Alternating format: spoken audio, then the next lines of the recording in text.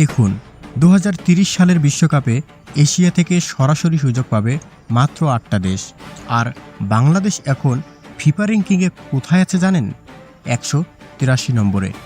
৮ আর ১৮৩, এই দুইটা সংখ্যার মাঝখানের দূরত্বটাই আজকে আপনাকে বোঝাবো। আর সাথে এটাও বলবো, হামজা চৌধুরী আসার পরে সত্যিই কি কিছু বদলেছে, নাকি শুধু আমরা নিজেদের সান্ত্বনা দিচ্ছি? প্রথমে একটা ভালো খবর দিয়ে শুরু করি।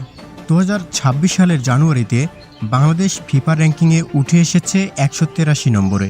এটা ২০১৫ সালের পর বাংলাদেশের সেরা অবস্থান। মানে গত এক দশকের মধ্যে এখনই আমরা সবচেয়ে ভালো জায়গায় আছি। কিন্তু আপনাকে সৎভাবে বলি, এই সেরা অবস্থান কথাটা শুনতে যতটা আশাব্যঞ্জক লাগছে, বাস্তবতা ততটা সহজ না। কারণ ফিফার সদস্য দেশ প্রায় ২১০টা, তার মধ্যে ১৮৩ নম্বরে থাকা মানে আমরা এখনও নিচের দিকের সারিতেই আছি। এখন আসেন বুঝি ২০৩০ বিশ্বকাপটা আসলে কেমন হবে। এই বিশ্বকাপ ফুটবলের শতবর্ষ উদযাপনের আসর। ১৯৩০ সালে প্রথম বিশ্বকাপ হয়েছিল, তার ১০০ বছর পূর্তি।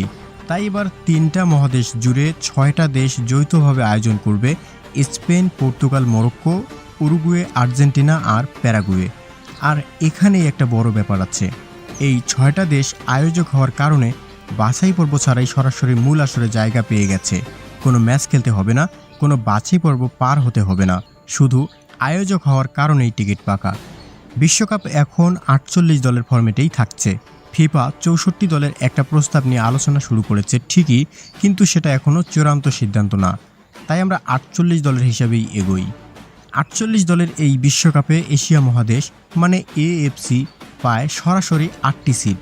এর সাথে আরেকটা সুযোগ থাকে ইন্টার কনফেডারেশন প্লে অফের মাধ্যমে, যেটা জিততে পারলে নবম দল হিসেবে জায়গা হয়।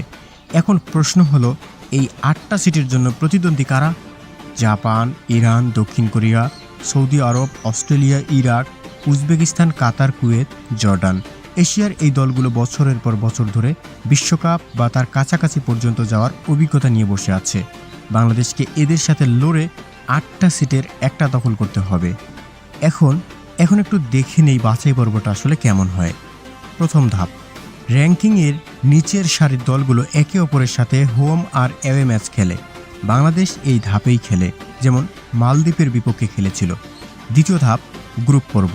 প্রতিটা গ্রুপের ৪ থেকে ৫টা দল থাকে, হোম আর অ্যাওয়ে মিলিয়ে ৬ থেকে ৮টা ম্যাচ খেলতে হয়। তৃতীয় ধাপ, এখানে আসল লড়াই।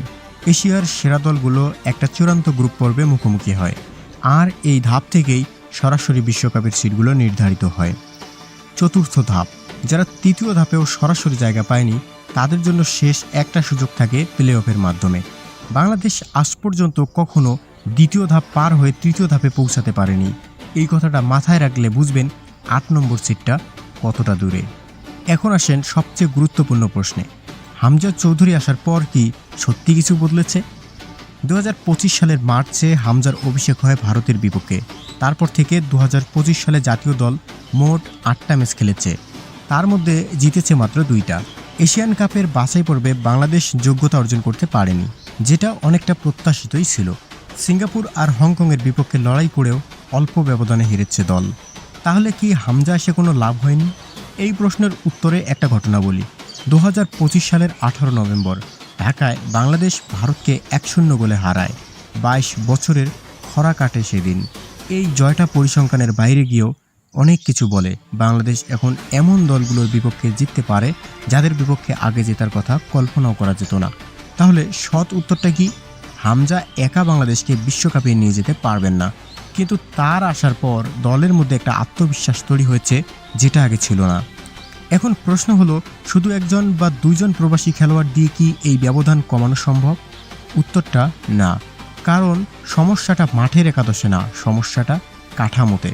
ঘরোয়া লিগের মান এখনও অনেক দুর্বল। যুব পর্যায়ে নিয়মিত স্কাউটিং সিস্টেম নেই।